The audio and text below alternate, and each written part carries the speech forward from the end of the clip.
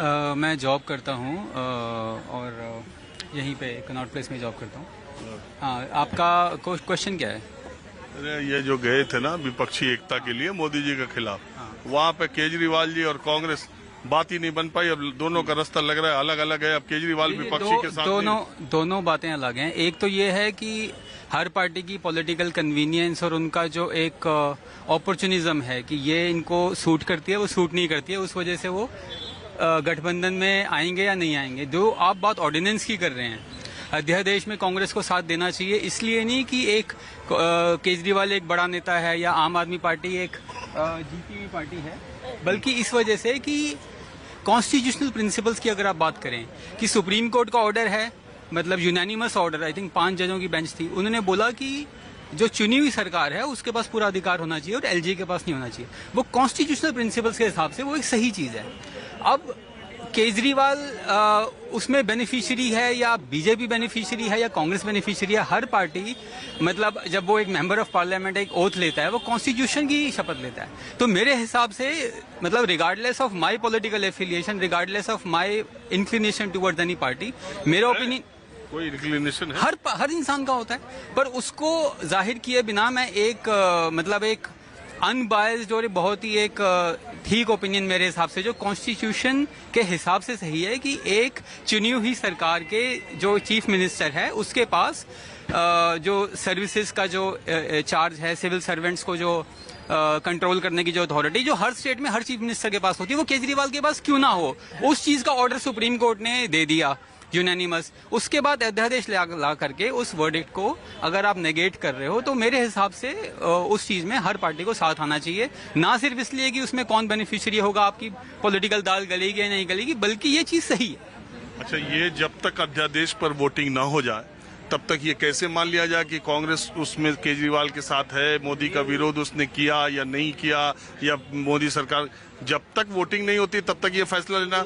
दूसरी बात ये है कि आपको पता है जहां तक आप सुप्रीम कोर्ट की रूलिंग की बात करते हैं तो ऑर्डिनेंस भी संविधान में ही एक व्यवस्था दी गई है और सरकार ऑर्डिनेंस लाती है उसको 6 महीने में संसद में उसकी मंजूरी लेनी होती है।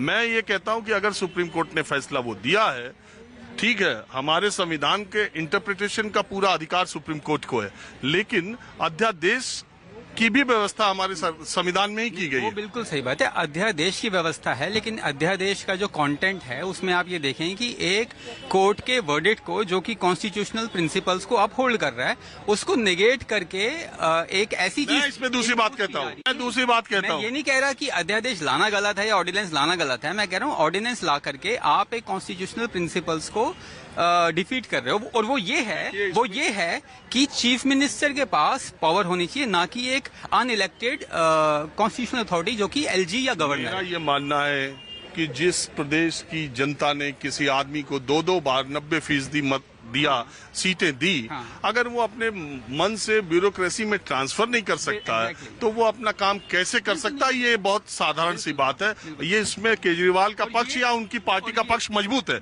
लेकिन उसका दूसरा पहलू ये भी है कि ये दिल्ली जो शहर है, ये जो राष्ट्रीय राजधानी है, इसका मामला कुछ ऐसा है, इसमें बहुत सारी चीजें ऐसी है जो सीधे दिल्ली सरकार को देने से नहीं, उसका बिल्कुल आपकी बात, लेकिन सुप्रीम कोर्ट ने फैसला अगर दे दिया, 2 बातें।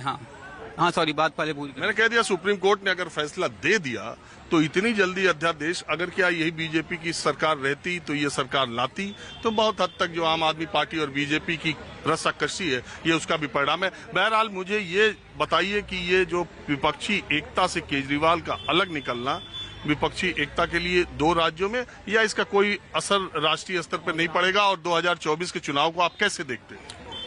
ओके, आपके 2 सवाल हैं। पहला तो ये कि क्योंकि दिल्ली का एक यूनिक कैरेक्टर है कि एक नेशनल कैपिटल है।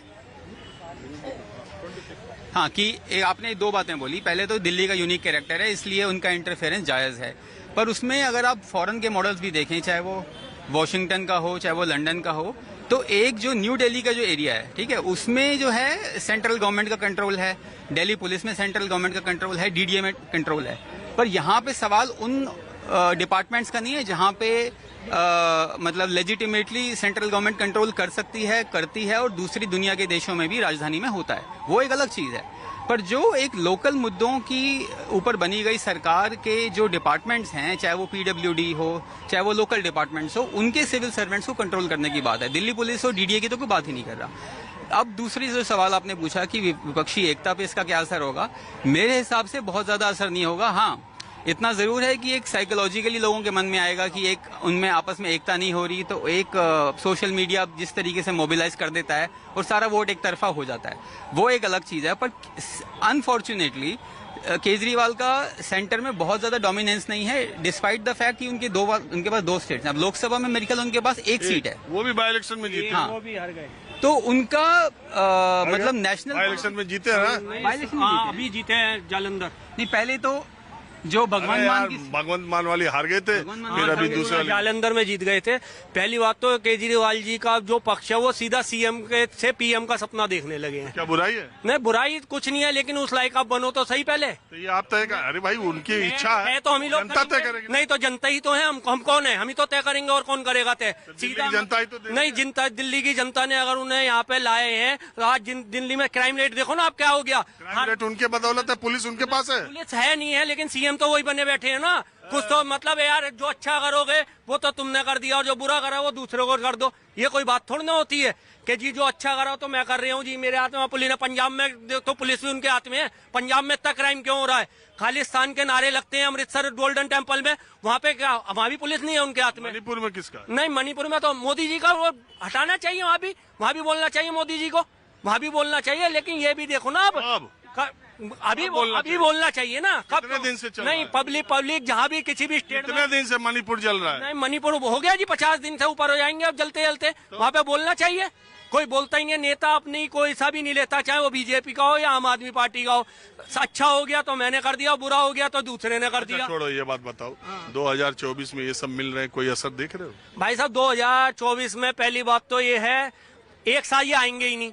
हाँ तो गए। मेन कहाँ आ गए? अब उसी समय जब पूरी मीटिंग हो रही थी, उसी के बीच में केजरीवाल जी बक गए कि जी मैं कांग्रेस के साथ अलायंस करूंगा ही नहीं और मुझे कोई बात ही नहीं, यहाँ कांग्रेस बैठेगी। अब कांग्रेस नहीं बैठेगी तो कैसे बन जाएगा पीएम, ये भी बताइए आप। पीएम दूर की बात है, लड़ेंगे ठीक लग रहा है। नहीं लड़ पाएंगे, कोई भी लड़ पाएगा। केजरीवाल जी के साथ किसी का अलायंस बहुत मुश्किल है, क्योंकि ये बंदा ऐसा है, सिर्फ अपनी अपनी सोच के चलता है। इसका अलायंस हर एक किसी के साथ नहीं हो सकता। ये सिंगल ऐसा मैन है जो होता है ना, 1 मैन शो दिखाने वाला। ये बात तो मोदी जी के बारे में भी लोग कहते हैं। लोग भाई मोदी जी के कहते, मोदी जी ने करके भी दिखाया। पीएम के इनने भी, दिल्ली की पब्लिक आज परेशान है।